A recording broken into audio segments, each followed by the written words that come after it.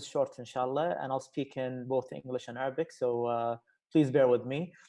First of all, I want to tell you our story. We started 5 years ago. We started Coded as the first coding academy in the Middle East, with the aim and ambition to cultivate the next generation of coders in the Middle East. During the first 5 years, we were able to run as many as 30 and more coding boot camps in Kuwait and in Saudi as well. We've been trusted by amazing private companies in Kuwait to train their employees.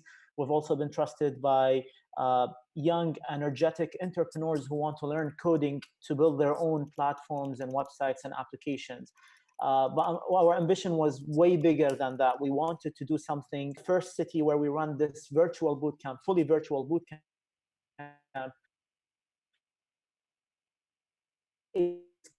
up and generate talent in different cities within this region. Jordan was, but we specifically chose it because they have an amazing environment, an amazing community. Their tech ecosystem is fully ready for something like this. They have amazing talent who are looking for the latest when it comes to technologies and coding languages. So we were very lucky to have amazing students who went under this 3.5 months journey and learned the latest programming languages that would allow them to build whatever they have on mind. Now, when it comes to Coded Live, Jordan is just the start of our virtual boot camps. We're going to run multiple virtual boot camps in different cities, inshallah, sometime very soon. So what we're about to see is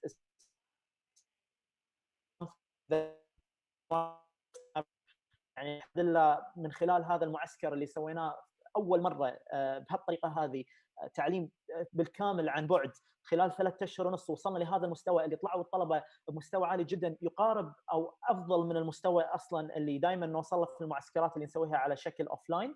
احنا جدا سعداء بهذا الاوتكم، وجدا سعداء طلبتنا في الاردن اللي كانوا قد هذا التحدي بالرغم من الظروف. Even though we went through a tough journey, and everyone knows how things are going right now with the coronavirus pandemic. Even though they faced a lot of problems, halfway through the boot camp there was a lockdown that was imposed on Jordan. بس الحمد لله the outcome was way more than what we expected، وراح تشوفون باذن الله هذه المشاريع اللي راح تطلع على مستوى عالي جدا. شكرا لكم على حضور هذا الديمو داي. Thank you for trusting us, and I hope you enjoy الديموز with our amazing students. كل التوفيق حق طلبتنا وكل التوفيق للجميع باذن الله. شكرا حمزه. Thank you very much, Ahmed. Awesome stuff. So again, that was Ahmed, our awesome CEO, and you guys now know a little bit about Coded and what we do. Now I'm going to introduce Miss Sarah Yusuf, our awesome program lead, and she's going to tell you a little bit about what these students had to go through in order to get into the bootcamp, and sort of what we kind of look at in terms of getting them ready. Go ahead, Miss Sarah. Thank you, Hamza. No problem. So, hello everyone. This is Sarah Yusuf. I am the Career Success Counselor at Coded. So let me start by saying that this is not the way that we all wanted this event to be like. We wish that we were all meeting physically in a place and to be able to see you all. But everything has a bright side, right? And even the coronavirus. So now, since this event is online, we do have companies joining us from Jordan, Kuwait, KSA, UAE, and the USA. So welcome again, everyone. So back in December, we decided to run the Coded Live Bootcamp in Jordan. We opened the admissions, and in about 2 weeks, we got around 400 applicants. We spent days and days filtering through the applications, evaluating the applicants' passion to learn, their personalities, their critical thinking skills, and all the other stuff that matters to leading tech companies when they want to hire someone. It was challenging because there were a lot of talented applicants, but we wanted to select the very best. So going through that process of filtration reminded me of a story that most of you have shared with me. The story is, you have a job vacancy at your company, you post about it, you get hundreds of candidates, you keep filtering, interviewing, sending tasks, evaluating for weeks and sometimes months. Sometimes you'll end up with the one, and sometimes you'll have to go through that process all over again. So, and I seriously feel your pain now, since I went through that as well. So, but the good news is that you do not have to worry about that anymore because we're doing all that work for you. How? So let me walk you through our admissions process and tell you how did we select our students for the bootcamp. So first, we made the bootcamp free for the students to make sure that the financial ability didn't play any role in who got into the bootcamp, if that makes any sense. Candidates had to submit a detailed application first. Those who passed the initial filter were invited to take a challenging critical thinking and logic test. If they scored within the top 70%, they were then invited to a technical and personal interview for which they had to prepare with a pre-interview coding packet.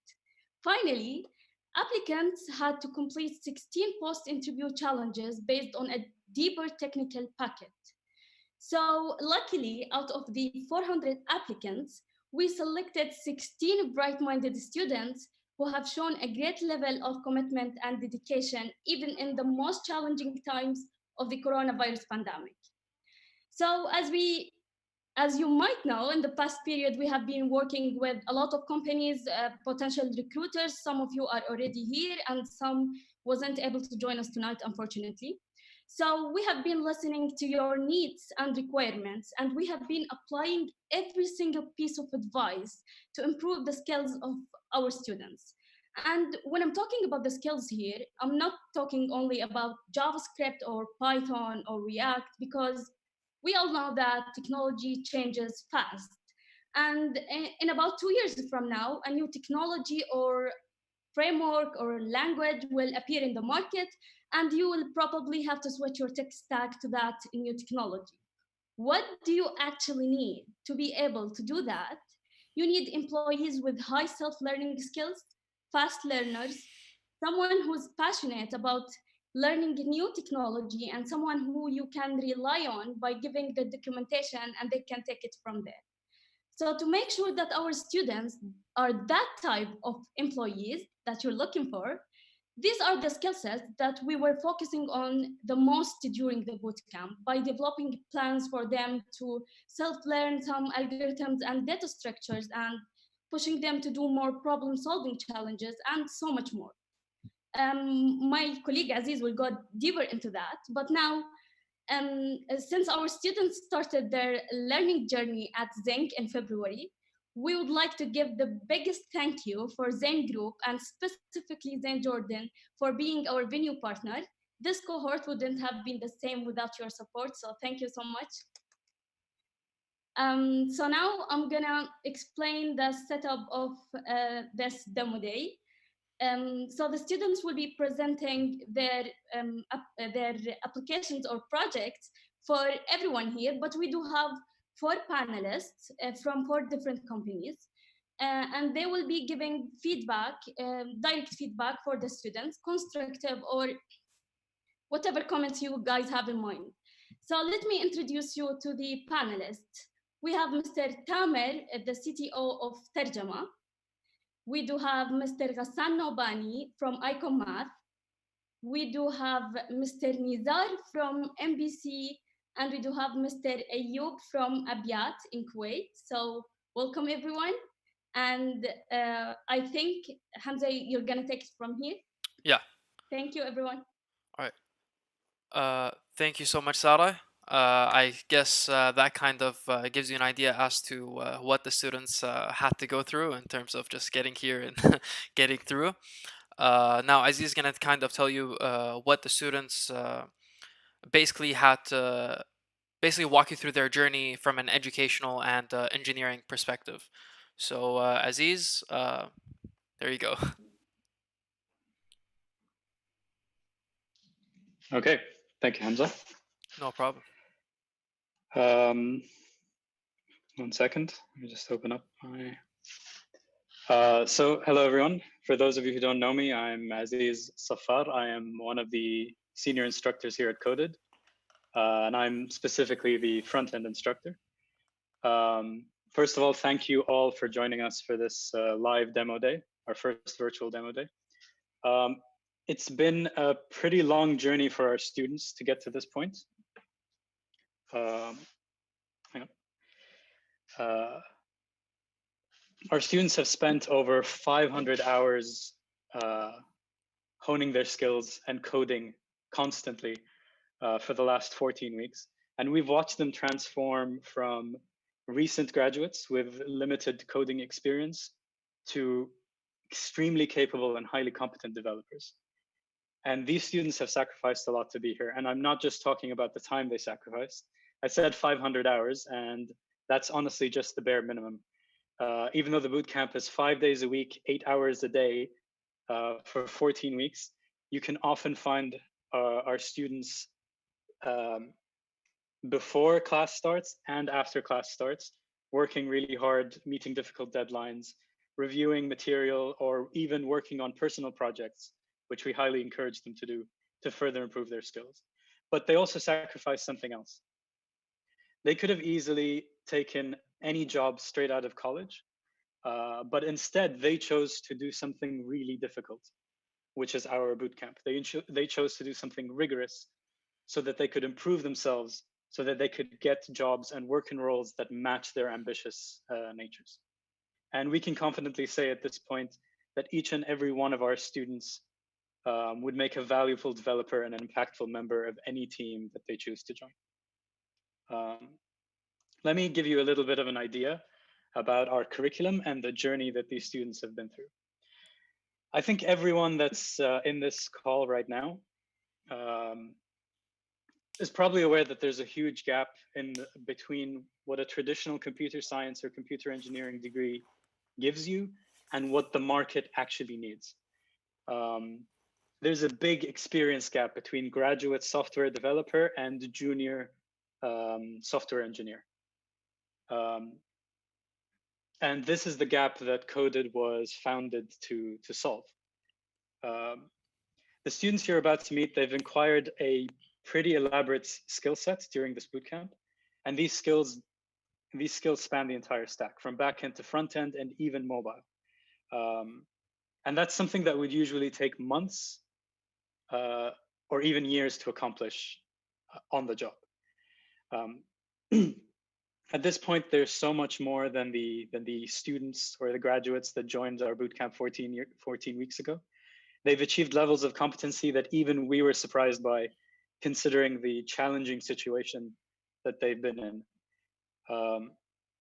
They were often ahead of schedule. And even though we thought that we had set a highly rigorous schedule and our curriculum is extensive, they were racing ahead a lot of the time, and we had to find creative ways to get them even more engaged.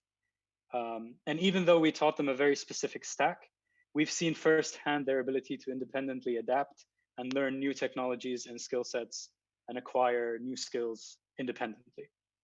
But here's a quick glimpse of the journey that they've been through.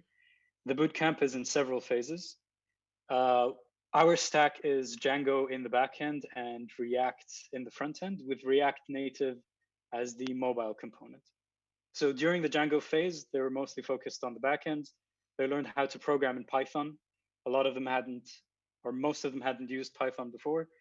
They learned how to build static websites with functional backends, and they learned how to build RESTful APIs. And this phase ended with a project where the students built an online event booking platform with an accompanying API. During the React phase, we dove into the front end, and the students learned JavaScript. So that's 2 languages at this point, and 1 framework and 1 library. They used React to build dynamic modern websites. They even built a few games. And this phase ended with a project where they built a real-time chatting application, which some of them even used to talk behind our backs. After the React phase, we went into React Native, where we introduced them to mobile application development. And they built apps for iOS and Android. And this phase ended with them building an on-demand coffee ordering application.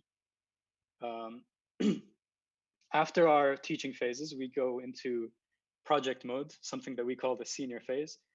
And the first of these mega projects is the e-commerce project. And this is where they bring everything that they've learned together. So they built a complete e-commerce platform, including an API, a dynamic website, and a mobile application. This was also the first large-scale project that they worked on in teams of more than two, which required them to learn some softer skills like project management, effective version control, agile development, and I can say every team successfully completed this very challenging project in just 2 weeks. And finally, what you're going to see today is the students' capstone projects. So during the capstone phase, each team had to find a problem that was worth solving, come up with a project that solves or partially solves this problem in a creative way. They had to design, plan, and manage these projects and then prototype them using everything they've learned in the previous phases. And they did all of this in just 2 weeks under lockdown during Ramadan, which is amazing, if you ask me. And just to give you a sense of what this 2-week timeline is, 2 weeks is a challenging timeline even for an experienced developer. That's the average length of a sprint, of a single sprint. So this is the time that a team of developers would produce one version of a product or a project. But these students managed to build multi-featured prototypes in that very short and very challenging time frame. These projects were intended to push the students' technical abilities to their limits.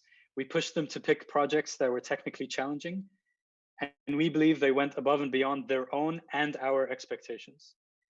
We're all very proud of the work that they've done, and I really hope you enjoy the demos. I'll hand you over back to Hamza. Thank you very much, Aziz. Like Aziz said, now we're gonna head over to the fun part, which is finally watching the students' demos. So we'll start with the first team, which is called Ready Hands. So I'll give Team Ready Hands a minute or two to prepare for them to share their screen and whatnot.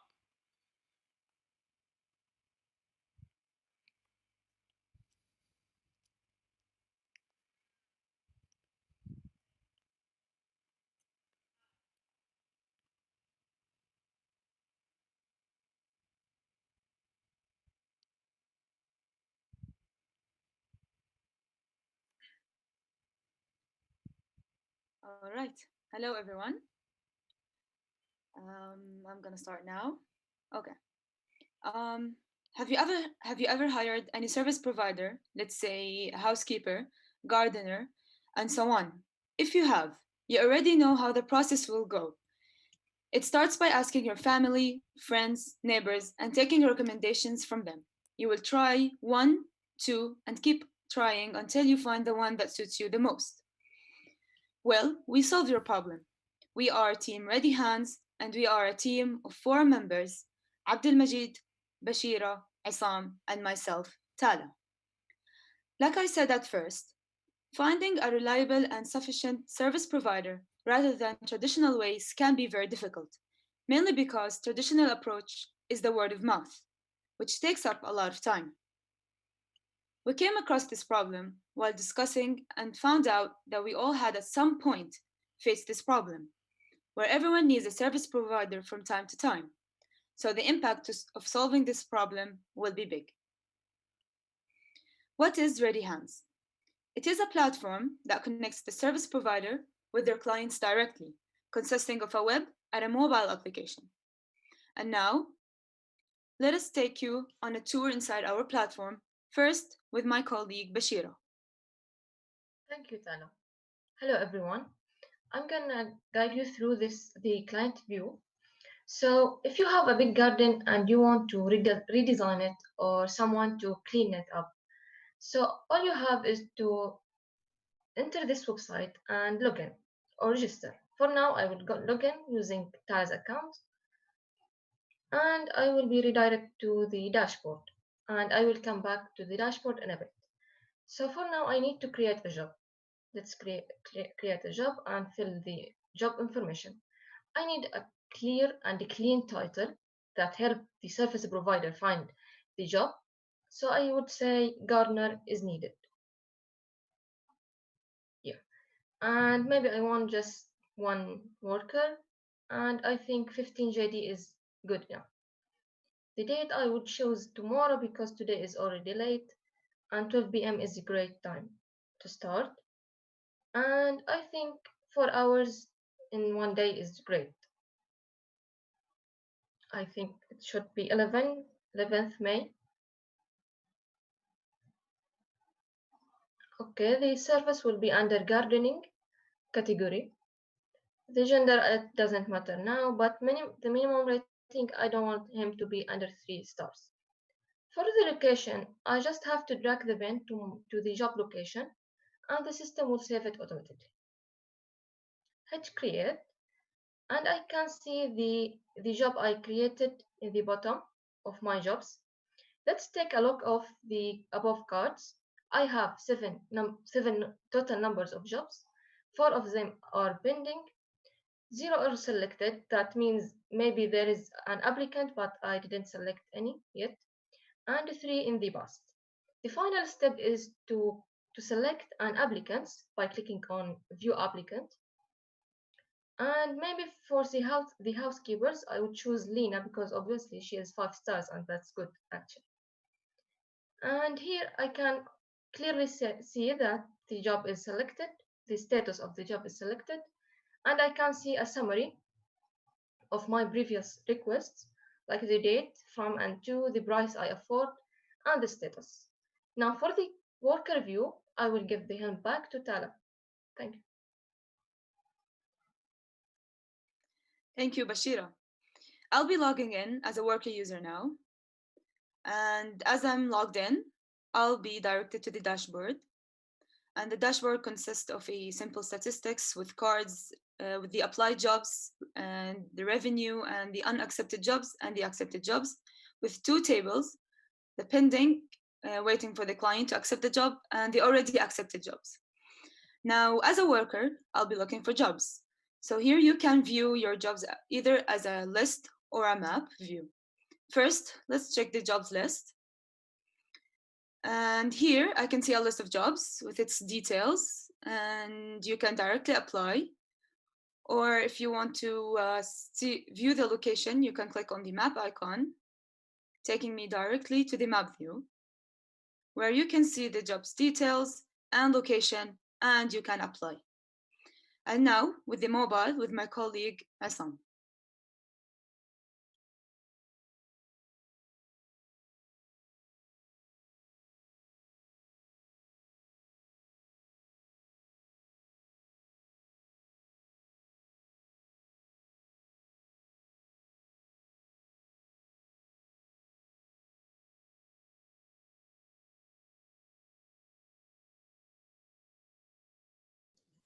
Hello, everyone. I'm Abdul Majid. I'm not Assam. Hamza, is Assam online or he's having any internet issues? He's talking, but his voice is not. Assam, can you unmute yourself?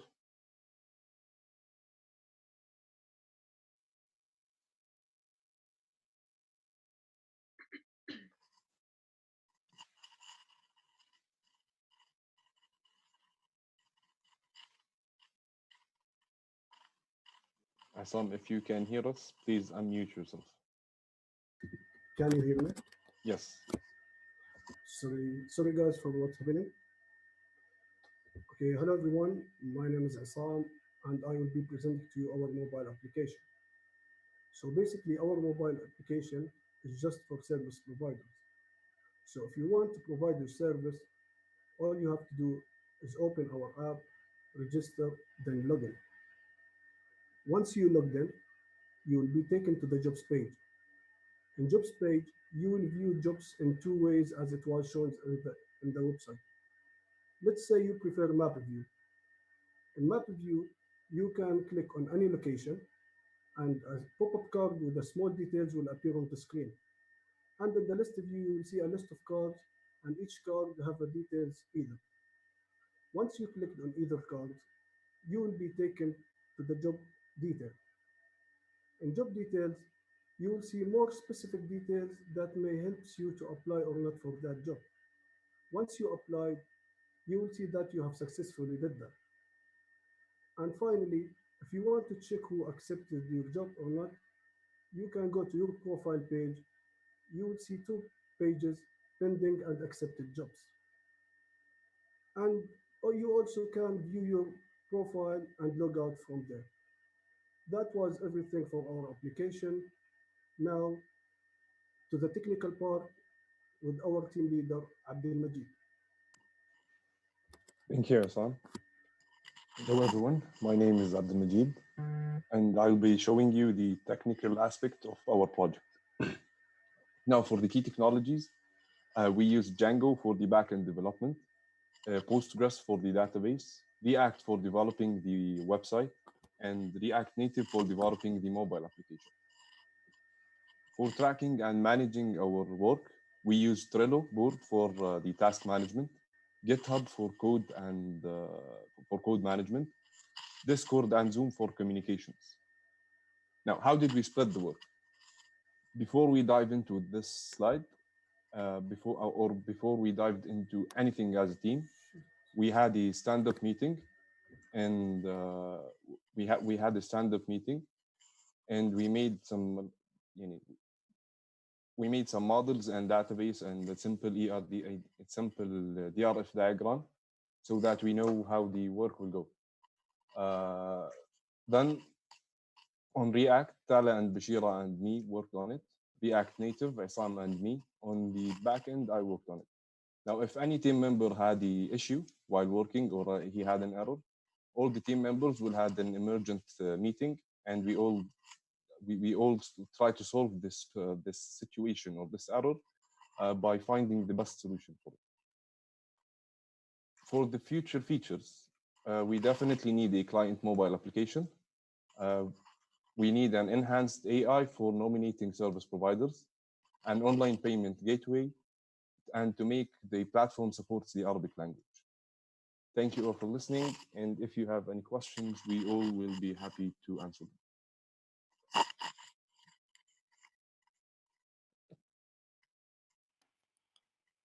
All right, so I guess now it is the panelists' turn to drill and devour our students.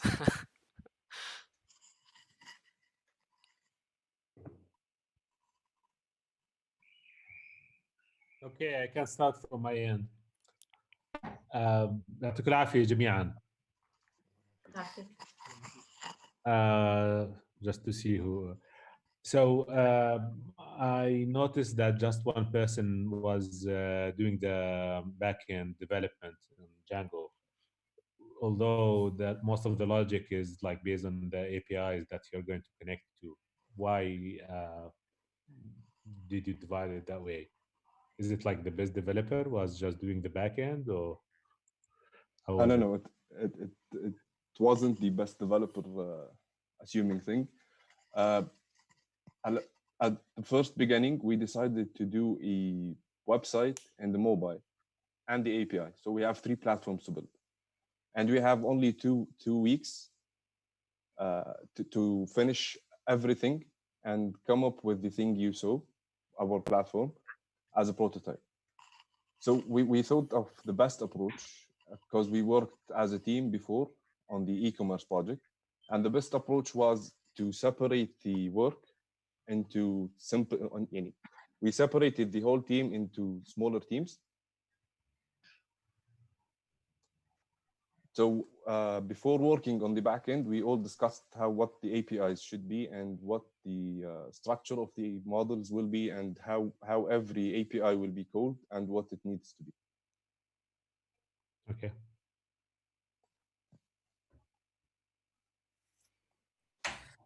Hello, this is Ayub from Abiyath. Thank you very much for the presentation. Looks very interesting project actually. So usually during presentations, when we see the end result,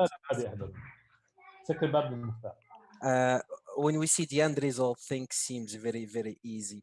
So, but in reality they are not. So my question for you, what was the most complex thing that you had to deal with to make the project delivered on time?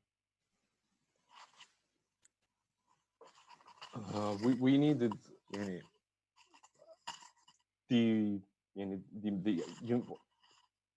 if I understand your question correctly, what you mean is how did we manage our time, right? No, I'm asking what are the challenges that you face? So one of the biggest challenges that you faced into developing this project into reality. Okay, the hugest challenge was making the UI presentable on the React or the React Native, and to make them some sort of connect, to connect the views with each other. If you saw the website and you saw the application, you will know the both are for the same platform.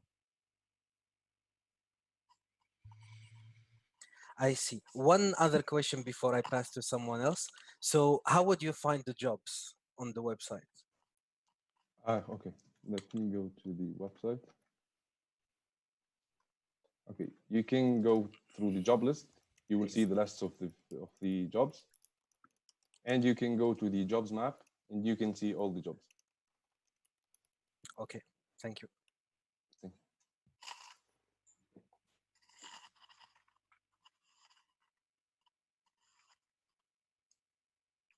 مرحبا يعطيكم العافية. الله يعافيك. في عندي I have a couple of questions related to the UI and the UX experience. Okay, as I see, why did you use the tab navigation? Why did you looking for something else in navigation like bottom navigation? It's easier in the mobile application. Actually, in the mobile application, we used the Top Navigator to switch between the pages that already have a footer tab navigator for each one. If you check on the screenshots, you will see 2 footer tabs. So each tab have multiple tabs inside it. So you can switch easily between pages for the user. That was the reason. Okay, there's any plan for a social login instead of the long list of or long text view that users are not lucky to add this information, like Facebook login or Gmail login? Yes, we think. Sorry, continue, sir. I'm so sorry. No, it's great. So yeah, basically we are planning to do this thing, or actually we plan to make it on this project, but I think it will take time and will interrupt our work. So we make it as a future feature. So. Okay. Last question. In the website demo, I don't see the job description. Okay, can I see it again? This is the website. The job description as what description you mean? Okay. For instance, I'm looking for a garden, so I need to be specific. He need to do A, B, C. Yeah. Okay. The process for that is developed using the backend, but during to make the demo presentable and to give much jobs, we commented the code that will do this. So if you are a worker and you want to register, you need to specify what type of service you provide. So if you're a gardener, all of the jobs will be gardening. But for the demo purposes, we removed this condition to make the website more, to make the demo flexible. Oh, okay, I got your point. Thank you. Thank you very much. Thank you.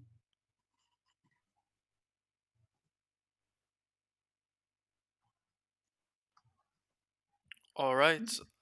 Do we have more questions? Mr. Ghassan? Assalamu alaikum. Alaikum assalam. Hello everyone, how are you? يعطيكم العافية. الله يعافيك. الله يعافيك. Okay. I have a few الشغل مبين كويس يعني الفرونت اند جيدة. Yes, this is for the worker. Okay. If you want to see the dashboard from the client perspective, here's. Start date, view applicants. Okay. Maybe this need to be enhanced for like, was his work good? Is he delayed or something? Yeah, we يعني inshallah it will be added as a separated page. Where you can select a job and you can view the applicant that you selected, and you can make a review for that and put any other circumstance. So if you noticed on the future features, we want to add an enhanced AI. So the enhanced AI will take the information that the client provide as a review, and then we will nominate the applicants here. You could see the best applicants at first, then you can see other applicants. Okay. I didn't see also the payments parts. How the job seeker or the contractor pay the one who do the job. For now, it will be paid in hand when he come to work. We didn't get any payment gateway on the website. Okay. Okay. For the technical part, why you have why you went for Postgres SQL, not for example MySQL or other database? Because we deployed the backend on the DigitalOcean, and DigitalOcean uses Postgres as the database server. DigitalOcean also uses MySQL and MariaDB. I think the service we used, we selected Postgres. So this is the only reason. Yeah. For example, do you know what make Postgres SQL different than MySQL? It has certain features different than MySQL. Have you used them? No, because to make it easy to you, for example, although Postgres is a relational database, but it has some features that it took from object-oriented, like inheritance. I can make a table, inherit another table. Yeah, it is a lightweight database, so it will be better for the production level. I'll be an advocate for the guys. I guess it's the classical example usually for Django and Postgres. Most of the textbooks they use Postgres out of box, so that's might be the okay, because this is what they learned already. Yeah, because it's just with Django and Postgres just like okay. Okay. My question was, there is features in Postgres differs than other relational database, like table inheritance. It's similar to object-oriented, but not exactly object-oriented. Have you tried to use them? Actually, no, we didn't. Where do you think they applied here in your work? Yeah, they if applied. You want to use them. If you want to use them, it will be between the relation between the models, between the job as the first and the users who posted the job and the service provider, and the relation between the job and the applicants. Okay. Okay, thank you. Thank you very much. Sorry, can I ask a last question? Yeah, for sure. Okay, the client posts a job and there's a job seeker who accepted, right? Yes. Yeah. Okay. There's any way to for the client to review the job seeker and maybe he decline it or accept it based on the rating of the job seeker? If you have the rating of 3, you can't apply a job. The job seeker have to be on the rating and the circumstances you put. So no one of the applicants will be under the conditions you created the job with. So if you want 3 stars and above, the job will be only posted for the 3 jobs and above, for 3 stars and above. So when I create a job as a client, I can define the number of I can define the rating of the job seekers. Yes, using the minimum rating thing, you can go from 1 star to 5 stars. Okay. Do you think this is a radio button or drop down menu for a? It's not the best user experience approach, but we tell this is our first project, so we don't know what the user features or the user experience, what is the best user experience. We wrote about some things, and we thought that for our solution as a prototype, this will be the first thing that will let the user understand what this button will be. Okay, it can be a rating bar, and the user can select the rating bar instead of the drop down. Yeah. And the gender, it also be a radio button, either male or female. Okay, good job. Thank you. Thank you very much. Thank you all, great panelists. Our students will definitely grow by your feedback, and we do appreciate it a lot. I just have one reminder that these projects are not real business projects. These are for educational purposes. So the students were applying what they have learned during the boot camp into that project, 2 weeks project. So it's not a real business project. Thank you all again, and I think Hamza, you're gonna take it from here. Yes. All right. So thank you, Team Ready Hands, and thank you to the panelists. Some really good, awesome questions. So now we'll take it to the next team, which is Team Jarek. So Team Jarek, I'll give you guys a few minutes to prepare.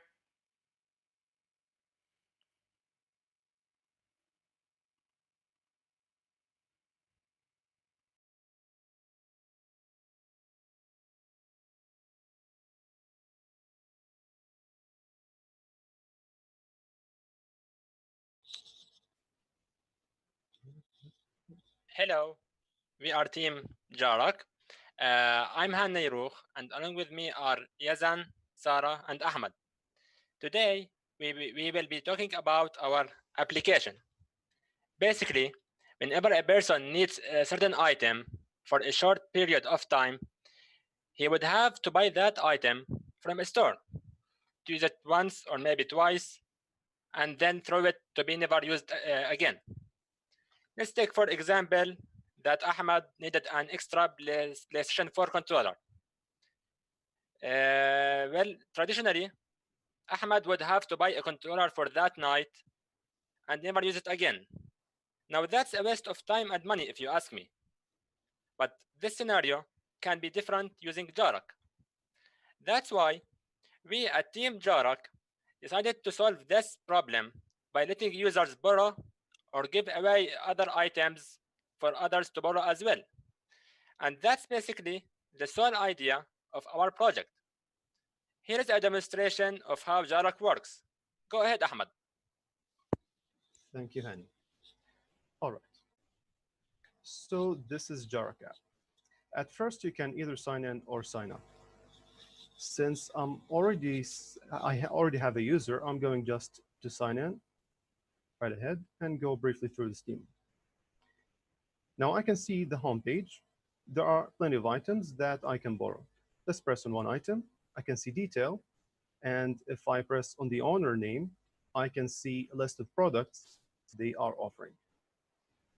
If I go up there, I can see another way to view the items. However, since I already have an item in mind, I can just hit the search icon up there and write that item. PlayStation 4 controller, for example. Okay, I can see details. If I press on borrow now, I should be able to go to my profile page and see that item under my pending items. Now, if I press on that, I'll see a QR code that is ready to be scanned by the owner.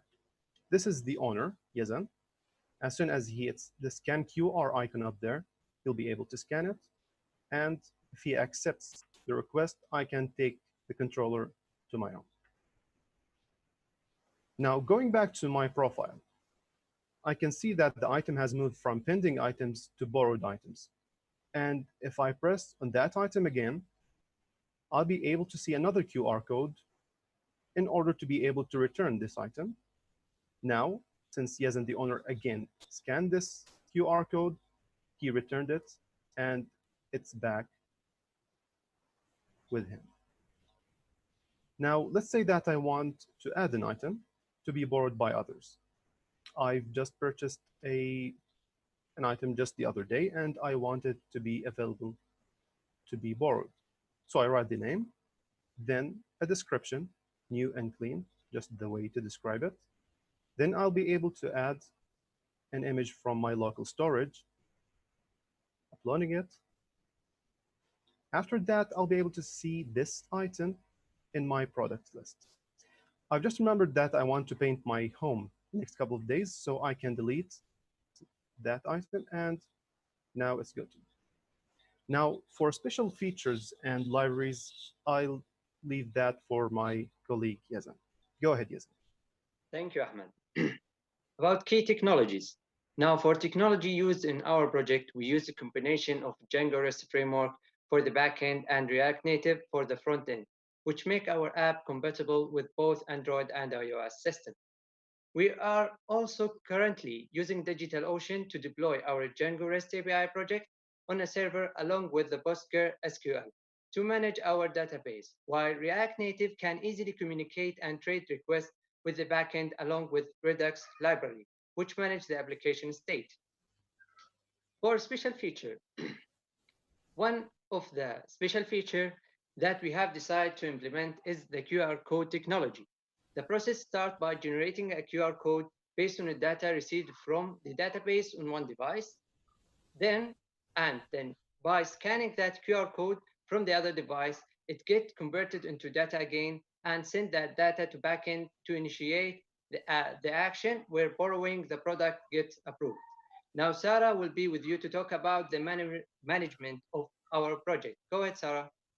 Thanks, Yazan. We were managing our progress and flow of work through Trello board while using GitHub to merge our work and to manage our code. And to be in consistent communication, we use Discord, Slack, and Zoom. And we decided to split up the work between us so that Yazan and I focus on the front-end side, while Hani and Ahmed focus on the back-end side. But we switch role every now and then. Even though 2 weeks is not a lot of time, we have accomplished a lot. However, there are some features we are looking forward to implement into our project. Some of those features are that we wanted to use NFC as a secondary option to the QR code to send data between phones, as well as having push notifications feature so that users get notified upon borrowing or returning. We were also willing to implement queue management system. In general, we want to add features that would make it easier for the end user to use our app. Of course, our project is still in early phase and it's currently focused on the borrowing. While we keep working and deploying more versions, we are thinking about implementing payment with its various methods so that items can be rented for a small amount of money, as we think monetizing would expand the app's user base. And this is our project. Thank you for listening. If you have any questions, don't hesitate to ask.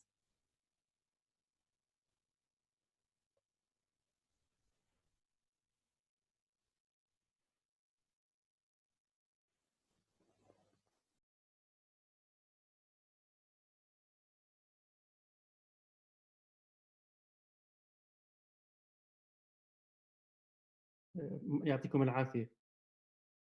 يعافيك. لطيف الايديا يعني الشغل المشغول فيها جيد. بس I want to ask how many images the user can upload in each item? Okay, so basically for now the user can add only one image, but we planned to make it so that the user can upload multiple images. So an item can have different sides and different angles, so one image is not enough.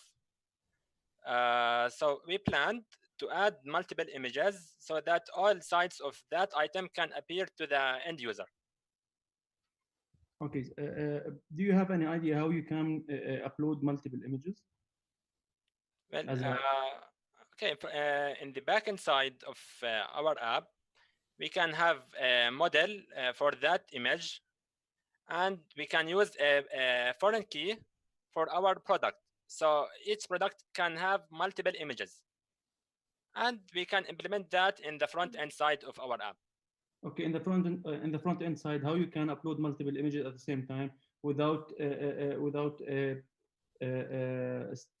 stuck the user in the item the item screen. So we it's an idea. You can let the user proceed of creating an item, and then you can create a background service that upload the images in the background, and the item is still pending until the item is uploaded all images. So can you repeat your question, like in the front end side? What should be really? I suggest to use a background service and not to block the user until the 5 or 6 images, and each one in the let's say in the iPhone, each image around 10 or 12 or around 20 megabytes. So it's block the user to create an item. So I suggest to. Well, yeah, that's actually a great suggestion, and we didn't really get into that yet, but we will do that soon. It's a really great idea. Okay. There's any implementation of the push notification? No, not yet. We don't have notifications yet, but we plan on doing that in the near future. Okay. Thank you. Good job. Thank you, Nizar. يعطيكم العافية. Great work, and I like the balance between the business and technical features, and what you're planning to do also in terms of business and technical implementations. I have mainly two questions. The first one, why did you use Django in the back end?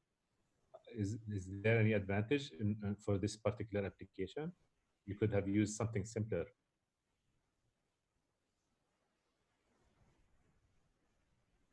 All right. Now,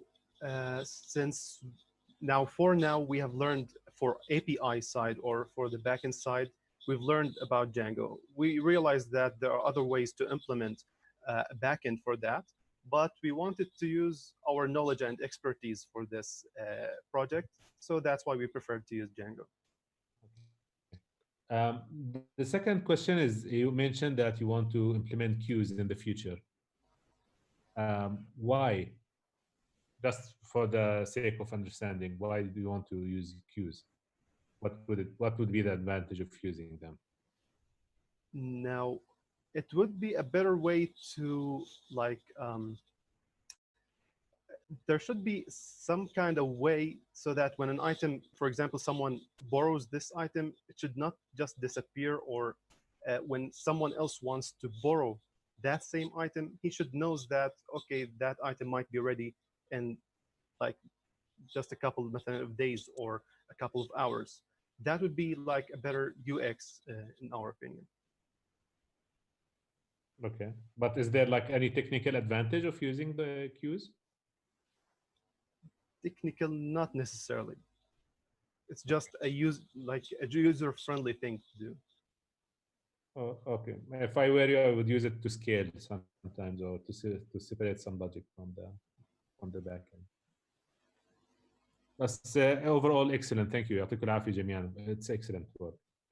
الله يعافيك. يعافيك.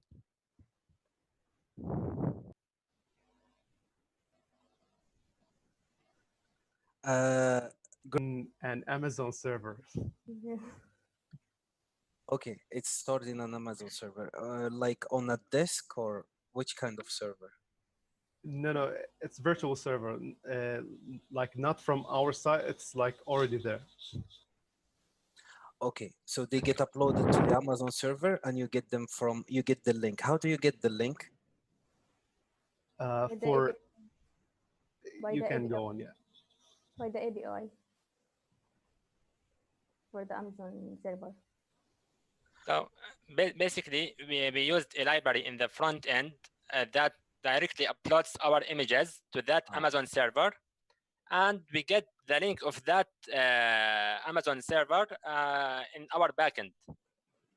What is the advantage of loading it into Amazon instead of putting it in Postgres? I think Postgres has binary as well. Well, yeah, it does. There are no advantages, actually. It's just that's the way we thought of doing. We could upload it in our Postgres database, but during to time limitations, we decided to do that instead. Actually, it's a better idea to put it on Amazon than to put it in Postgres. That was a good idea. So another question that I have is on the user experience. As of now, as the experience that you showed, I can borrow any number of items and keep them for any number of time. If you had to put a limitation, what would the limitation be and why? Now, there could be like some, like for example, 3 options. For example, you can borrow it for 24 hours, for example, a day or a week, for example. That's only a suggestion. But for now, we did not go deep into this. However, this can be decided by the owner of that product.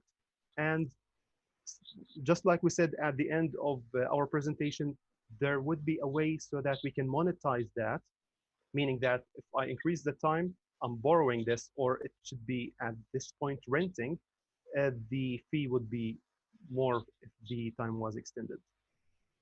Okay, thank you. Clear. Thank you. Thank you, Ayub.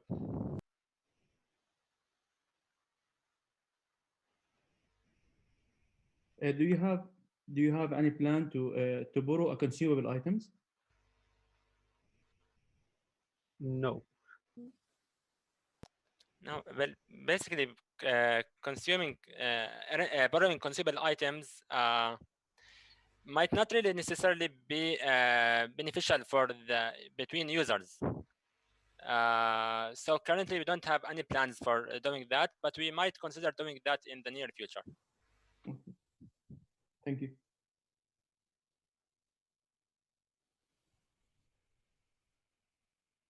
Yeah, I think it's my turn.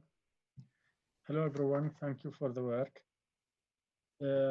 Again, it seems the images are an issue here. Have you put any limit for the image size to be uploaded? No.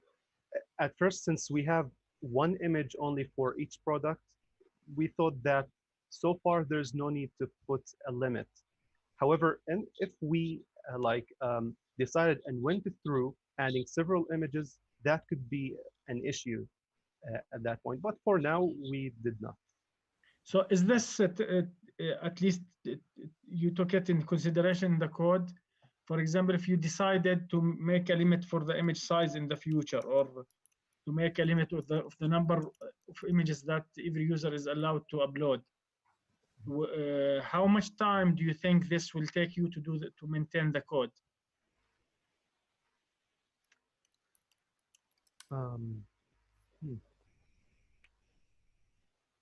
Well, we did not consider that so far. However, now just to be clear at first place, now Django at first place only allows 10 megabytes size for images. Now, when we said limitations, we are considering something that is less than 10 megabytes. For our servers, we have thought that like adding images for now would never exceed 10 megabytes. However, now if we decided so, actually we did not research on how like to put limitations for that. So unfortunately, I can't answer you specifically for this. It's like I want to give you a tip. If there is anything that you want to limit, you need to put it in somewhere configurable, so you will not alter your code again. For example, you can decide that the maximum size is 2 megabytes. The maximum number of images to be uploaded is 3, and you will always read from this file. But don't depend that you will modify your code to do this, because if you modify your code, the maintenance and maybe more bugs will appear with you, because sometimes you will forget to update all the pieces of code. This is why I'm asking the question. So you used also Amazon to store the images. Have you considered of using CDN? Do you know CDN, Content Delivery Network?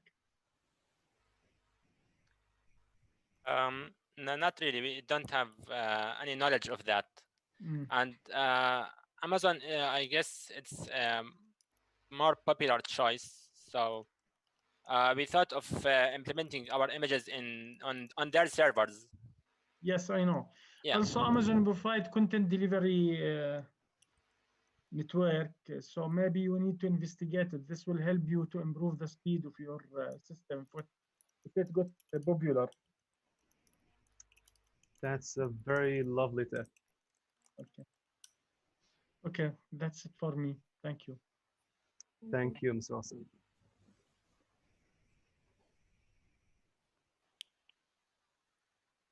All right.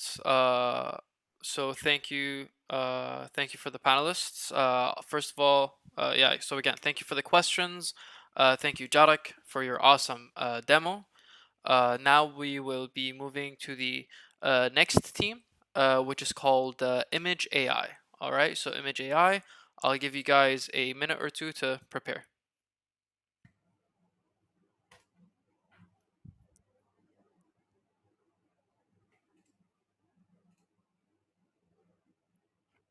Can you see my screen, Hamza? Yes. Okay, I think we're ready. Okay, hi everyone. Thank you all first for being here and taking the time off your night. I'm Mohammed Rahman, and today, along with my teammates, Hani Hamshari and Ahmed Saadeh, I'll be presenting to you our Capstone project called Image AI. So last project, I got to work on building an e-commerce website for Hani's business, which is called Leska. Leska basically is a store that sells custom-made t-shirts, stickers, and posters.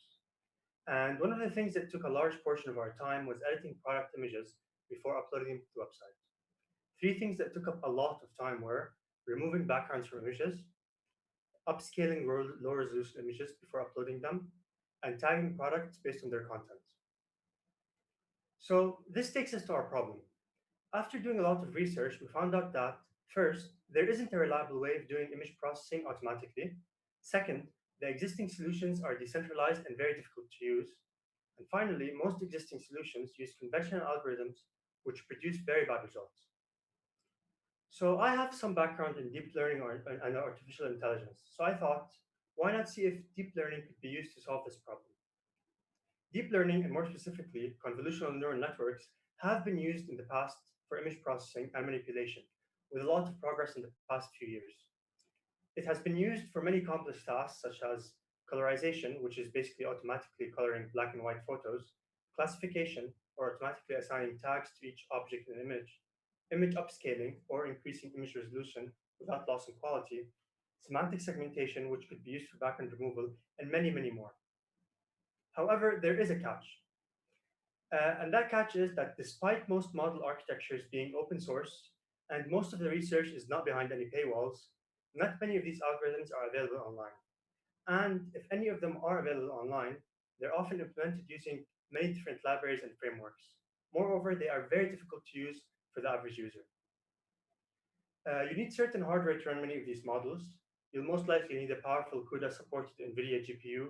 Often it's expensive and not readily available. You can run these algorithms on your CPU, but it'll be extremely slow, maybe even up to 100 times slower than the GPU. So all this awesome technology exists, but it's hardly accessible. So for example, these are just some of the steps required to start to implement a certain model, assuming we're using TensorFlow. I'm not going to bore you by reading through them, but as you can imagine, this is quite overwhelming for the majority of users. And also keep in mind that these are just the prerequisites to start using deep learning. And this is only for TensorFlow. If you use PyTorch, Caffe, or any other framework, you will have to follow completely different, yet equally complex steps. Also, you are likely to run into many hiccups along the way, as my team and I found out, which could take many, many hours to fix. So this takes us to our solution. In a nutshell, Image AI is a backend as a service RESTful API that centralizes these image processing services and makes them accessible to the average user. We implemented state-of-the-art models for you, and all you have to do is read our simple API documentation to start using our services. The API can be directly used by your businesses, whether it is to upscale image resolution before uploading it to your e-commerce website, to fix blurry images before you apply text recognition on them, or to extract useful information from visual data to make better marketing decisions for your company. All could be done with a simple API call. Now, my friend and partner, Hani Hamshari, will take you on a walkthrough exploring our website and its features.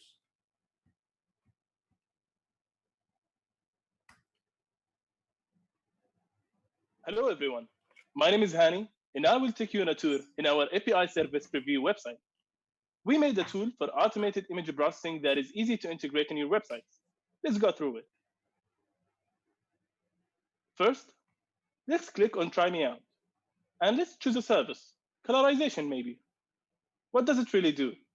Let's check one of the preview photos provided, choose an image, and run the algorithm. It's colorizing black and white images. You know, I have this old photo of my grandfather. I wonder if I can see it in colors. Let's upload it and give it a shot. I'll use an image URL, and I will run the algorithm. Whoa, this is actually amazing. Oh, how I much miss you, grandfather. These services are truly interesting. They are using artificial intelligence. Let's try some more services. Let's use DeepArt. Wait, I think I know what it does. It changes the provided photo to one of these styles of famous paintings. You know, I drew a nice photo last night in 10 minutes. When I was bored, I'm not a very good artist, but I love it more if it was in the style of the Great Wave. Let's upload it and see what happens. Whoa, I can finally do some art. This is actually impressive. Let's try some more features.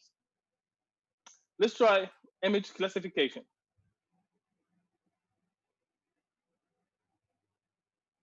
This algorithm expects what the photo contains. Let's upload a photo of this cool t-shirt and see what's going to happen. You provide an image, and it returns a list of possible tags for the photo. This could be very useful for e-commerce websites. They can worry less about spending much time on tagging, since this service makes it automated. If you want to learn more about these services, you can check the detailed pages provided for each service. Let's check image upscaling. It obtains high-resolution images automatically without losing quality. This is very helpful for printing large posters, for example. To save time, let's review one last feature, de-blurring. This service helps you remove blurring and restore images automatically and quickly. This is very helpful for image restoration and facial recognition.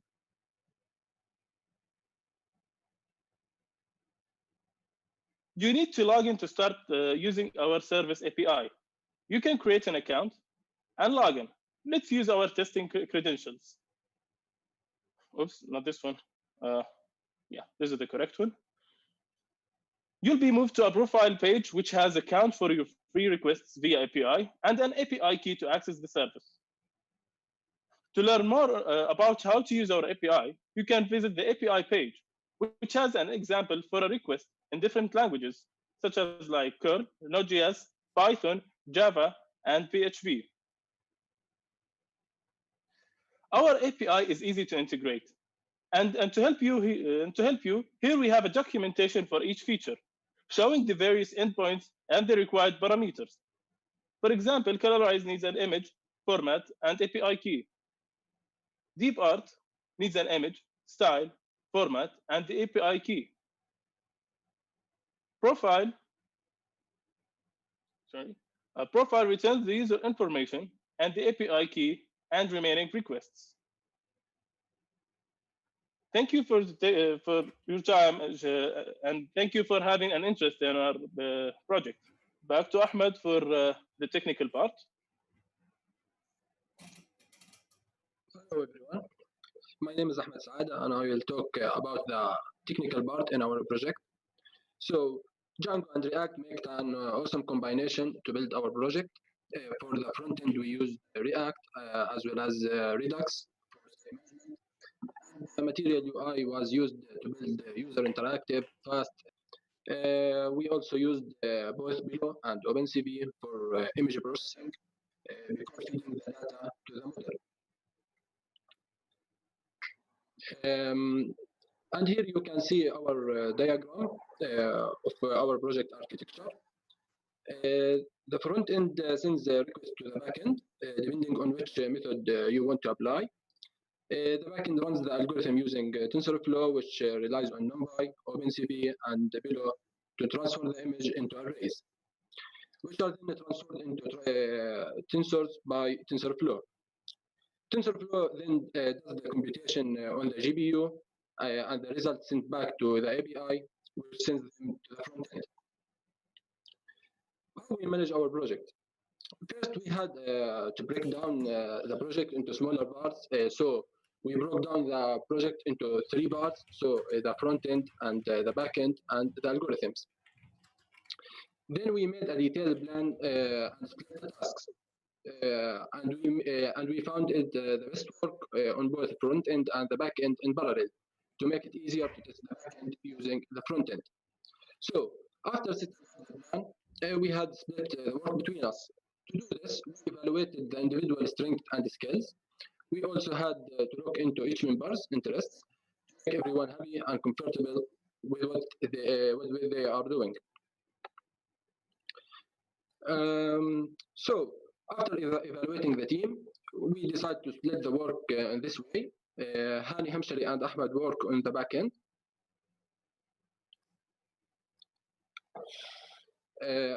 Hani and me worked on the back end.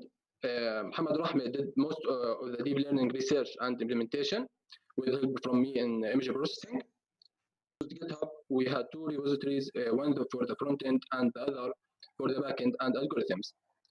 And for communicating, we use Discord, which allowed us to voice call, video call, as well as share our screens. So, what about the future of our project? For the time being, our API can only process images. One way we could improve it by extending it to video processing. Moreover, we have a basic outline for monetization, but we have not implemented any payment method or subscription-based system in the backend. This could be something out in the future. And currently, we have not deployed the backend online because we needed to set up the infrastructure, which we didn't have time to do. We are planning to deploy it to Amazon Web Services. And yeah, thank you for your time. And I hope you enjoy this walkthrough. Thank you for listening. If you have any questions, please feel free. I have a question. Fadal. Can you please explain more in terms of what was the benefit of using a Pillow with OpenCV and TensorFlow, and what was the, let's say, the exact use for combining those 3 technologies together? Okay, so in order to do any machine learning, you have to, or image processing using machine learning, you have to turn the image into what's eventually called a tensor. And to do that, you first have to go through the step of turning the image into a multidimensional array and do a bit of image processing depending on which algorithm you're using. So sometimes, for example, you have to, if the image has 3 channels, you have to turn it into 1 channel, things like that. So that's where OpenCV and Pillow were used for the pre-processing before feeding the array to the TensorFlow model. Thank you. You're welcome.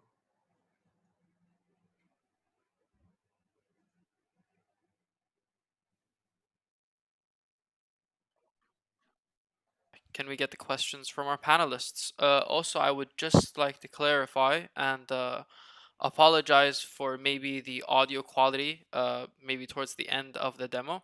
So if you guys have any questions on maybe what was happening in the last couple of slides, please feel free to ask on that. Okay. يعطيكم العافية جميعا كمان مرة. عندي few questions. أول شيء between Django and TensorFlow, I think there should be like a wrapper like Keras or something, so that I don't think you can just connect directly to that, right? No, we actually did it without using any wrappers. We connected it directly, and it worked out fine. Okay. Yeah. My understanding is that you did the 3 models from scratch, right? All the models are based on active research, of course. So we didn't invent these new methods.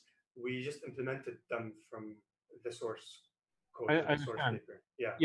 But like you implemented, like for example, for the classification, you did the separate model.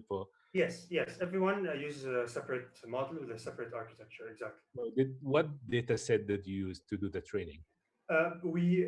Since we only had 2 weeks, and in order to get a good model, we need a lot of training, and we only have a laptop with a 1070 GTX GPU. So we used pre-trained weights from Google's ImageNet dataset. Okay, from ImageNet. So Yes. you use that. Okay. Yeah.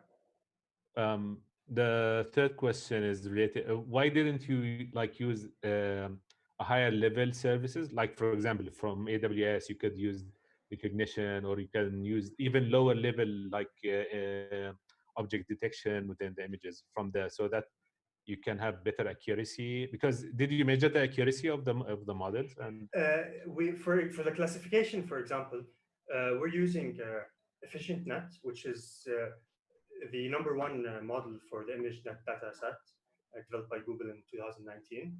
So it's basically state of the art. Like it doesn't get better than EfficientNet, especially with you need data, to make it. The algorithm itself is great, but you need to have like your own data, and you need to keep training the model so that you can achieve the accuracy that you want. Yeah, we ideally, if we had the time and the resources, we But would. this is the thing. This is my point, because you had 2 weeks only.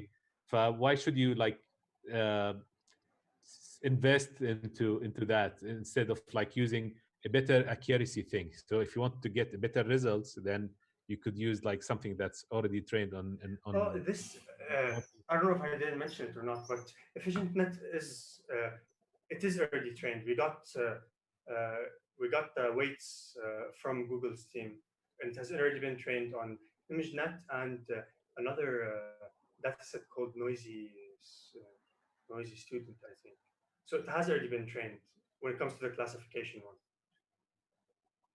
Okay, but if I want to apply this service to a customer, then I need to customize the customer's data, and based on that, you need to do the training, and so that's why Yes, of course, things. But for generic thing for research, yeah, you're right. But for when it comes to production, then you need to have different approach.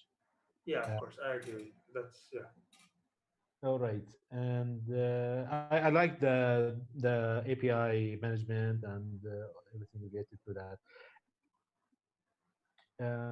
I lost my last question, but if I remember, then later on I'll ask you guys. Okay, يعطيك العافية.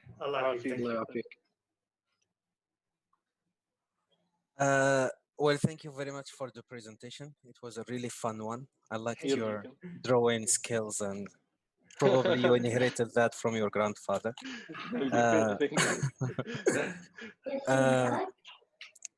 I have few questions actually. Can you put back the design of the architecture? Yes, The screen of the architecture.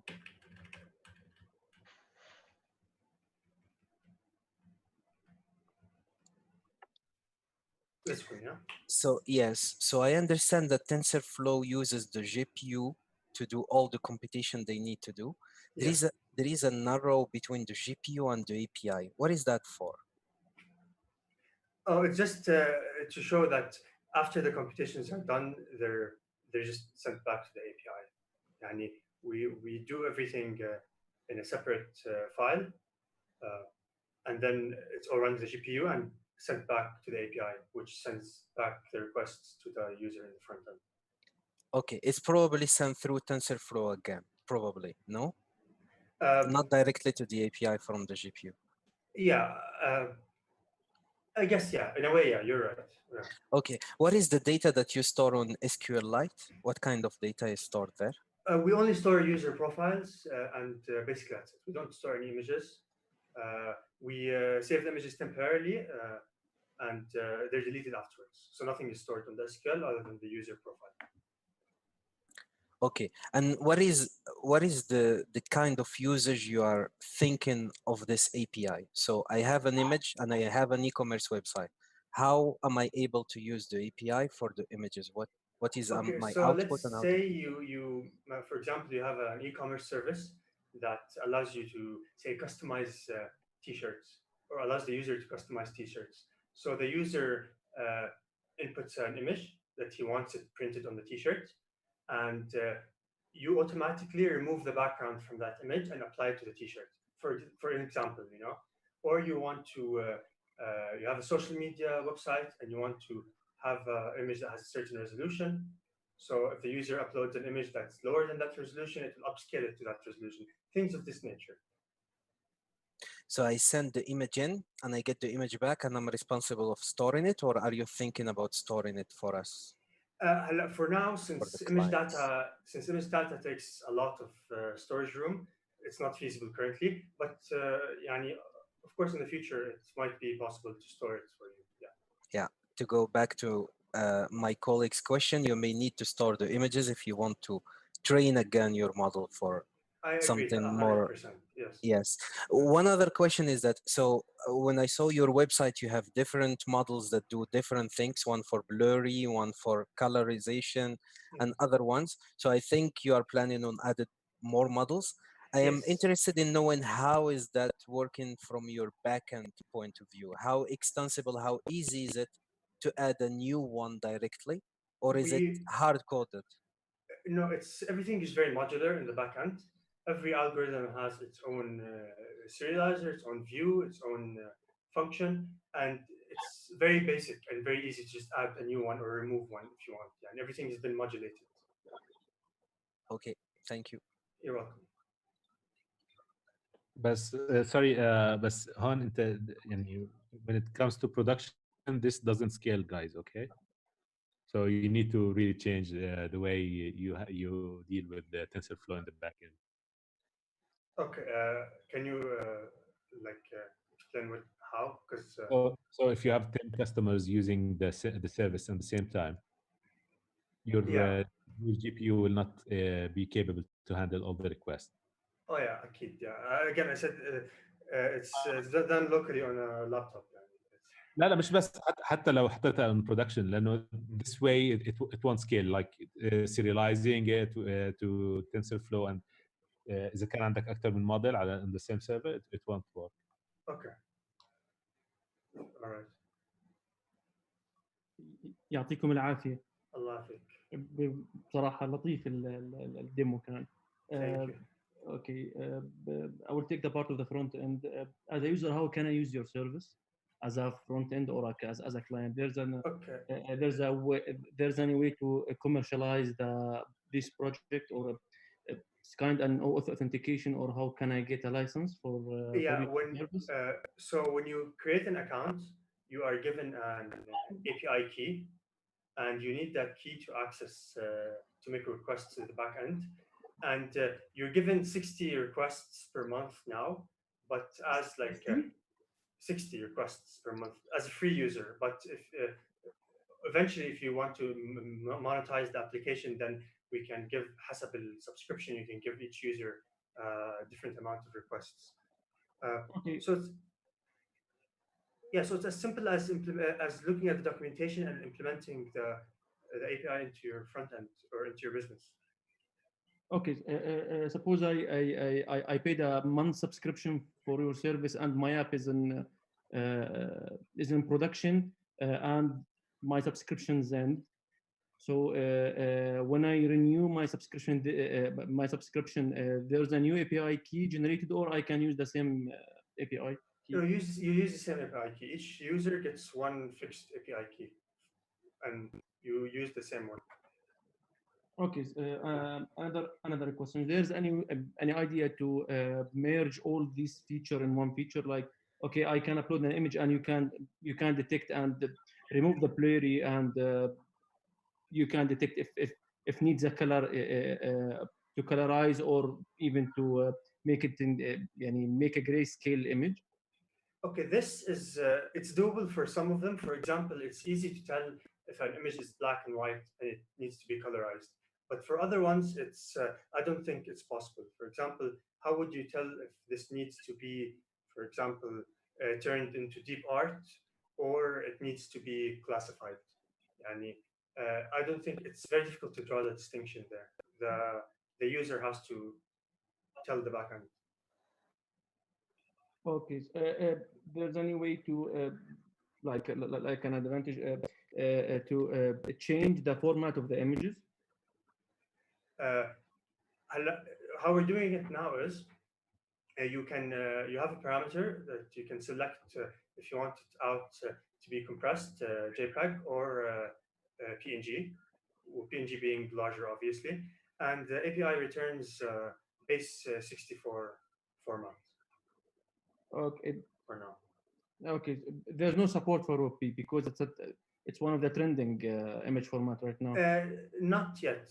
We can implement that in the future, but for now, with the time we had, this is what we were able to implement. Okay. Okay. Okay. Thank you. Thank you. You're welcome.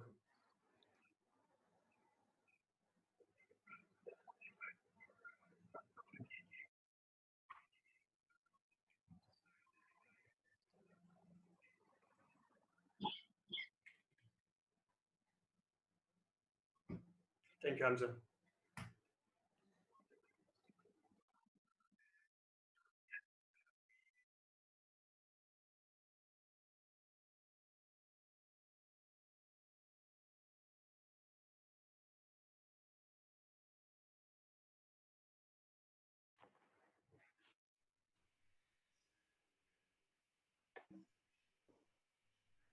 Hello, everyone. I hope you can hear us well. We are Team ERCAP. I am Anna, and my partner is Olga. Our project is Affordable Bus System. We named it ERCAP because that's the first word Jordanian children hear in the morning when they go to school, whether they use the bus or a car. What are we trying to solve? School buses provided by private schools in Jordan are extremely expensive. Average prices range from 350 to 700 GD, depending from how far you live from the location. And all those parents who can't drive their children to school have to pay on average up to 30% of tuition fees to the transportation cost. And because of that, sometimes they have to compromise quality of education to be able to afford both the transportation cost and the school tuition fees. Some interesting facts why our problem is very important in Jordan. By latest numbers, which was collected in 2014, 34% of private schools were private. We can assume that this number is higher nowadays, because it's past 6 years after that data was collected. By 2014, 425,000 students study in private schools. If we assume that half of the students are using school bus system, that is our potential market. And we know from our research that there are numerous independent bus owners that can provide the same service for half the price. But most of the people don't trust them because they're not reliable and they don't have organization or a system. So that's what we are trying to do. What is our solution? We want to create safe and affordable digital bus system. And the main goal is to reduce the cost by at least 50%. And it has to be easy to use by both parents and staff. Now it's time for our demo. For this project, we created 2 websites, one for parents and one for our staff. First of all, I'll walk you through our parents' website. Let's say one of our instructors, Aziz, wants to register his son, Adam, to our platform. First of all, he has to log in or sign up.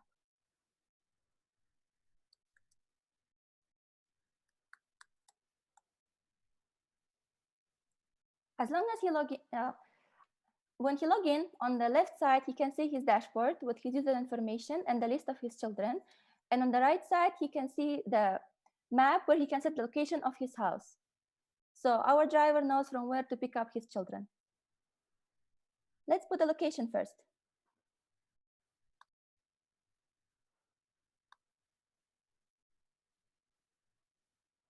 Let's say he lives here.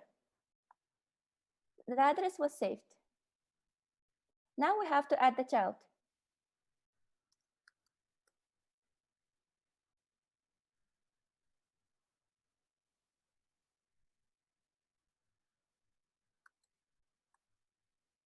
And let's say he studies in modern system schools. As you can see, the child was added to the list of children. Now my partner Olga will walk you through our admin website. Hello everyone, my name is Olga. So this is our admin page. Let's say one of the admins, Hamza, wants to log in.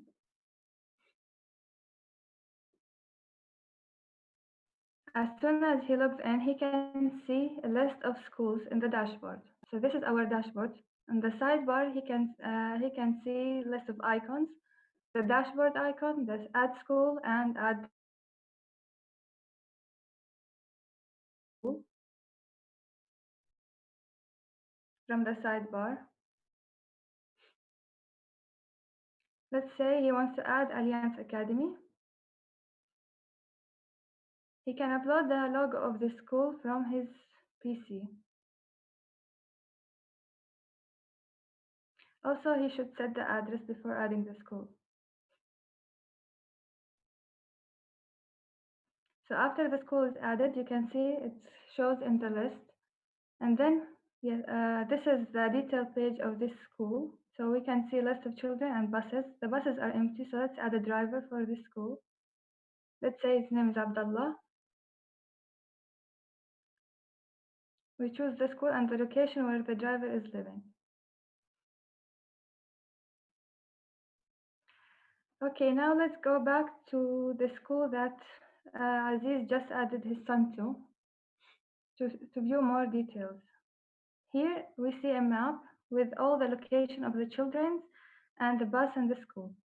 So the main goal for this admin page is that the admin should create the best route for these children. So when he sees all the names on the map, he can decide which route is the best and with which driver to assign to this route. Let's say we have driver Omar, and we want to add to this route children that are on the way with him to the MSS. So let's add Adam, Lana, Osama. Who else can we add here?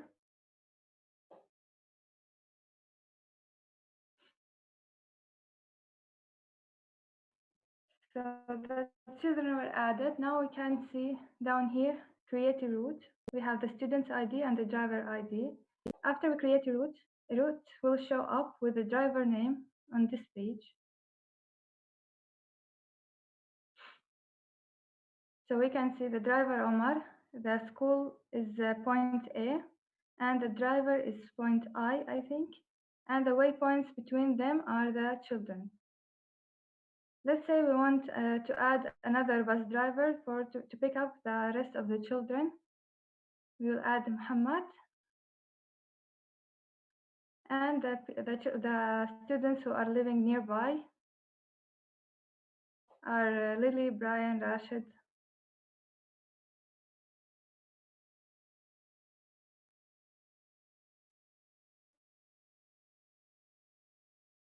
Okay, after the students were added, we create a route. And this route will be also shown down here. So as an admin, I can see all the routes and the drivers and the children's places and the schools. So this is our main feature for this page. To create these two websites, the admin page and the parents page, for the front, we use the following technology. For the front end, we use React.js, and we designed it with Bootstrap and Sass. Also, we use Material UI to make our websites more unique. For the backend, we use Django with the help of Django REST framework. SQLite was used locally for testing things out before deployment, and PostgreSQL was used for production server. And we deployed our API with DigitalOcean. Some interesting technologies that we used during this project, we used Sass to override the default values of Bootstrap and Material UI. This makes our website stand out compared to other websites that only use Bootstrap. We also were introduced to Google Cloud Services. Especially for our project, we used Google Map JavaScript API, which helped us with location picking, as you saw from the parents side and the admin. And we send this data to the backend and we use it at the admin page. The direction API, which helps us to calculate the routes. Also, another interesting tool that we were introduced to is Sentry. It's an amazing tool whenever an error occurs. It logs that error and makes handling error exceptions much easier. This is our ERD. We have these models, the child, school, bus route, user, and address. Let's say, for example, because each school can have many children, and each child goes only to one school. The same logic can apply to the bus and the routes. As for the user and the address, we have one-to-one relationship because each user has only one address of Lebanon. Our future features that we are planning to add to this project is affiliate discount so that the user will advertise our website, and each user who brings more users will have his own discount.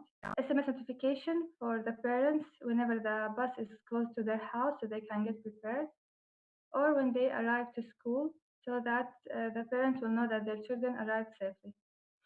Also, we are planning to make live tracking. We didn't show the exact points for the parents' website because we believe this is a violation of privacy, and the live tracking will give us more abstract data. For our teamwork, I was mainly responsible for the backend, and my partner Anna was responsible for the front end. We used code management for GitHub and project management to track our work. We used Trello. For communication, we mostly use Discord, Slack, and Zoom. It was a really great experience working with Anna because whenever we were facing any issues, we were pair programming until we figure things out. This is what we were doing most of the time. It was fun along the way, and thank you for your time. Now it's your time to ask us our question. Thank you. Awesome stuff. So I hope you guys will trust your kids with Irkab. If you guys have any questions, please do direct them to the team.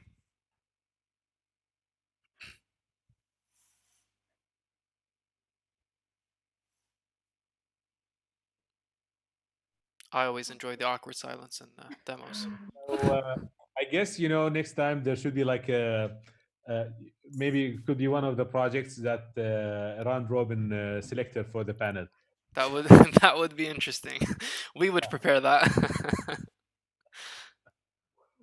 Great work, guys, and I like the amount of APIs that you have used, and it's a practical application for a pain for any parent. So you're still young, so maybe you're not facing the same thing. No, actually, I have two children. Oh, okay. They go to school. Great. So you mentioned about again looking at the back end. You use Django as well, right? Yes, because we had only 2 weeks. We don't want to waste our time and trying to find something better. We wanted to add as much features as possible and to finish this project. And we are only a team of 2, so I believe we had more pressure. Excellent. Sometimes it's like the smaller the team, maybe it's like faster results. So that's not really an obstacle. It's an opportunity sometimes. Yes, we look at it this way also. We try to, we believe that since our team is smaller, we can manage it better. Yes. Basically, that's it's very straightforward, very clear, and nothing not clear. So from my side, so maybe just I wanted to give you those comments. Thank you. Thank you. Thank you for the presentation. I think I love the definition of the problem. And what I enjoyed the most is actually the measurable goal before you started diving deep is that we want to reduce the cost by 50%. Really measurable, really direct goal before we go into how. And that I really enjoyed. I have though few questions on the implementation itself and on the features. The first one on the features. So when you define a route, is it specified with a time in a day? Is it Uh, regular or is it once? no, it is a regular. It's like you are applying on a monthly basis, like same as you apply for a school transportation. In Jordan, we have independent bus drivers who do the same thing, and we know that their prices are half of the school prices. So, but the main concern of the parents that it's not safe, it's not reliable, we cannot trust them, no one checked them, and so our application like want to be something that people can trust and they can check what are their kids and So the all. route is specific to a specific time within the day. We didn't specify that. I will look into it in the future. Okay, no problem.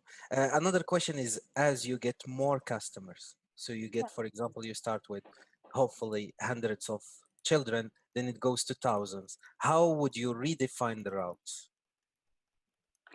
We are planning to, in the future, to make the update route. We didn't have much time to do this in 2 weeks. Definitely. Yes, it's pretty straightforward, but since The we next deployed 2 our days, maybe. API, Yeah. we just didn't want to like crash it or something before the demo, so we didn't add any extra major features. So how do you think of implementing that? If you had to do it, how would it work? We want to make it that we'll have update API view, which can rearrange entire route again and add more children. And we want to use shortest path algorithms in the future. Okay, thank you very much. Thank you. يعطيكم العافية. لطيف الله يعافيك. presentation.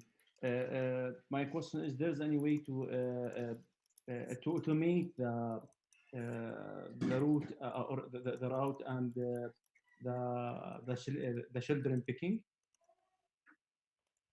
Sorry, I don't understand the question. Okay, يعني there's any automated way to define the route and okay, student A and student B, okay, in the same route, also so we can take A and B after student C registered, or so we can add student C to this route or to that route. And you want to say? Yes, I think we use the update feature, which we want to do soon, that we can add extra children to the already defined route. For now, we don't have that, but we will work on that in the future. Okay. There's an estimation of a route. So okay, the student A will we will pick student A at 6 a.m. and the last one at 6:40. Yes, no, I think by Google. We didn't use that features yet. We can estimate the distance to calculate the cost, but we didn't show it yet. Okay, I can estimate the distance, but we didn't look at the time yet. Yeah. Okay, thank you. Thank you. Thank you for your suggestions. Thank you.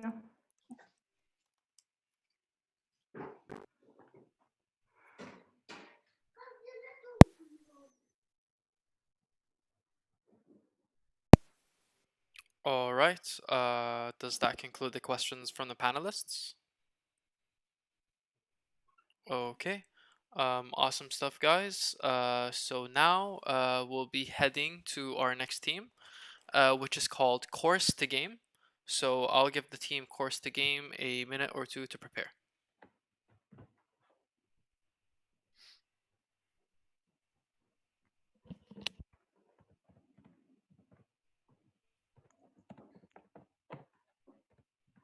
Greetings, everyone. I hope my audio is clear too. We are the Course to Game team, where courses are seen from a new perspective.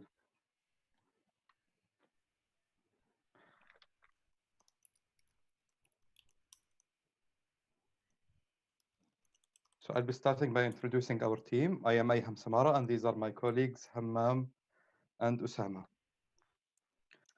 So the three of us agreed that we have faced a problem, which is that studying for online courses or courses in general is a dull, monotonous process. Especially during such times where everyone is locked up in their house, students tend to lose their motivation over time. So how do we solve this problem? Well, modern problems require modern solutions. We turned the course into a game. We've created a website that helps us disintegrate the lengthy chapters and the dragged out recorded lectures into pieces, where the students go to the ancient library in our website to study in preparation for entering the dungeon and fighting scary monsters and getting points. We've chosen this solution because we thought that it would reach a wide demographic of people, like in terms of making it into a game. We've also chosen the theme of a retro RPG game. Now to demonstrate our website with my colleague Hammam.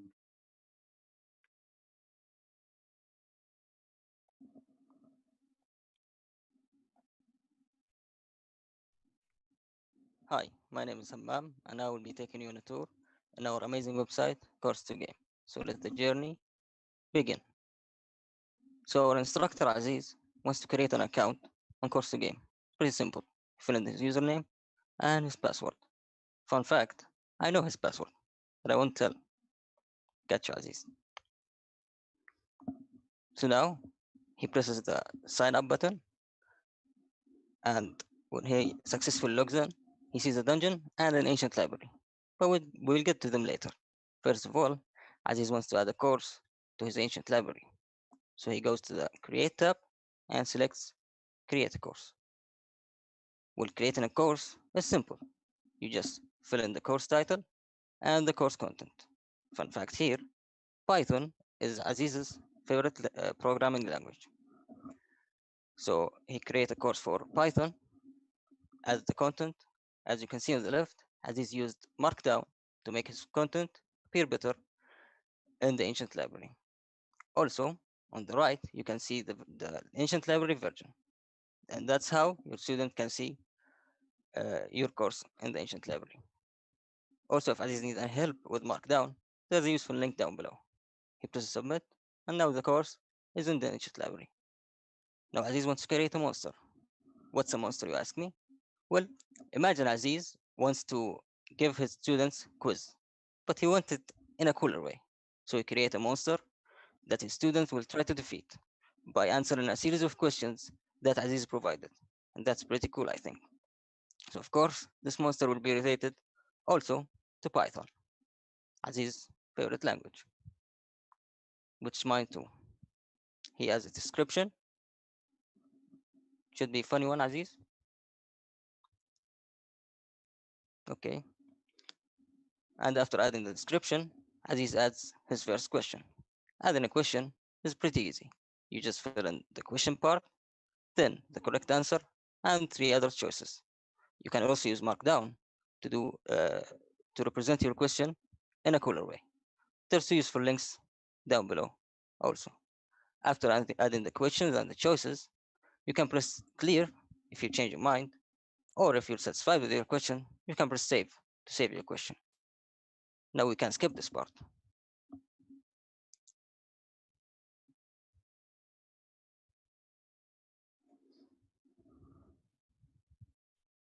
Now Aziz add the question.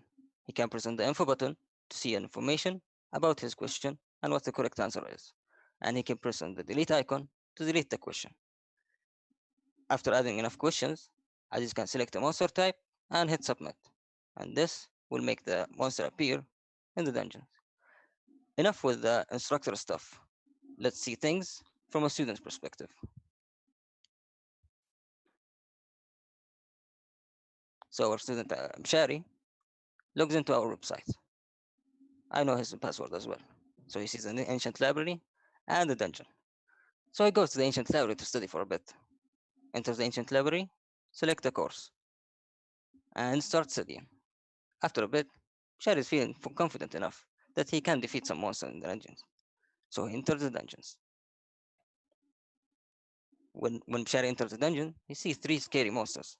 But he studied enough, and he thinks he can take one of them down. He will pick the function wizard. So as the function wizard, Mshari, be careful, he has Python function magic. So when Mshari pressed on fight, a health bar appeared for the function wizard, and as well for Mshari.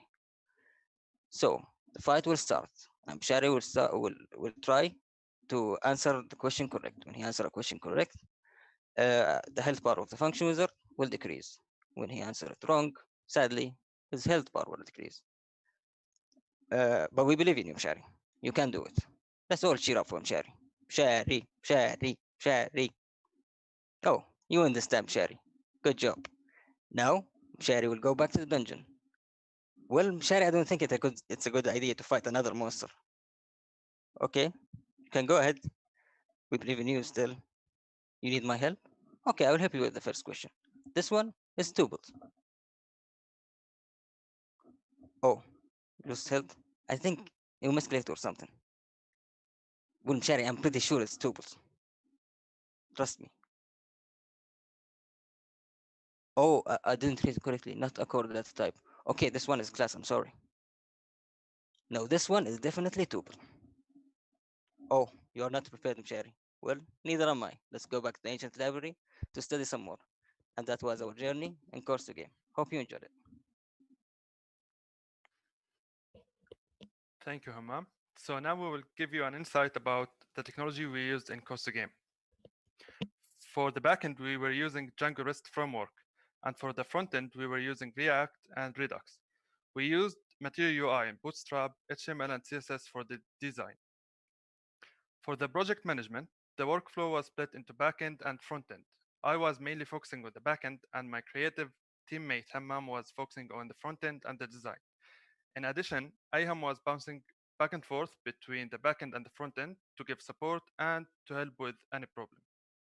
For the work organization tools, we split the task into cards using Trello, and we were using GitHub to keep our work connect together.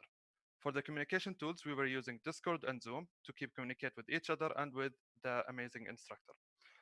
So what's next for course to game? We believe that there is always room for improvement in course to game. So we are planning to add a score system with a leaderboard, adding achievement system, and adding course system with purchasable upgrades. Well, that was the course to game. We hope that you enjoy our demonstration, and thank you for watching. If you have any questions, please ask us. So thank you, Course the Game. This goes out to all the companies here that have recruitment. If you have boring training, use Course the Game. All right. So panelists, please feel free to ask questions, and no pressure to who goes first.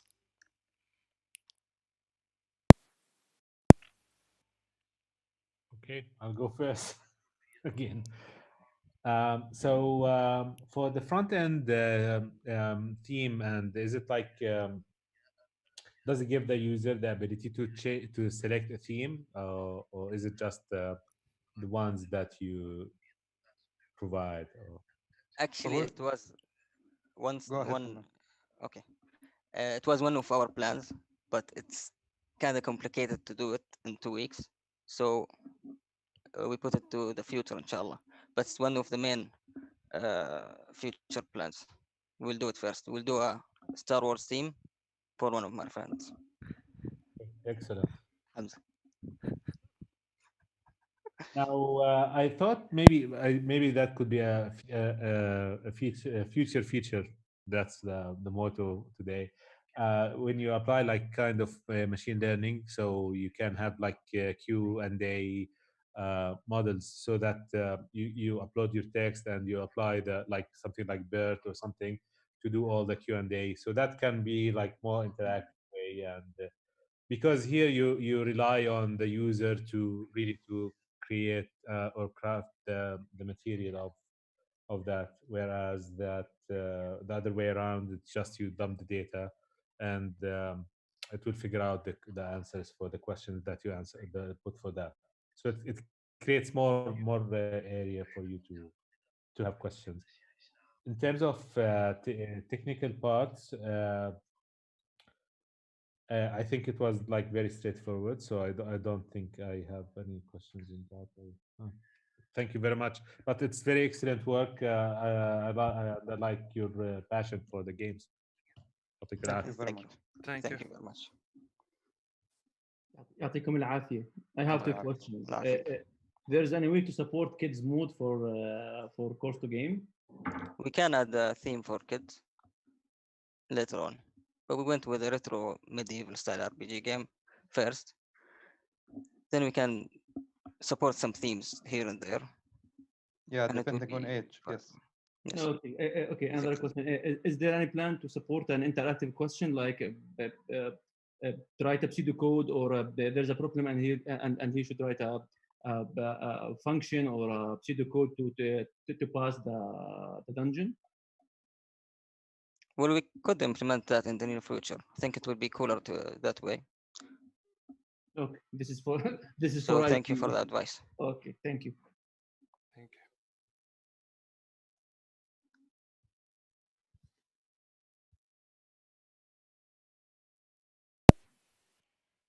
All right. I guess any more I questions? Yeah, Yes. I would ask the last question. Sorry for that, taking some time. Thank you for this presentation. It looks like a really interesting game, although I'm afraid for my password. You seem to know all of them. Yeah, I just have few questions on the implementation itself. So it's very image heavy.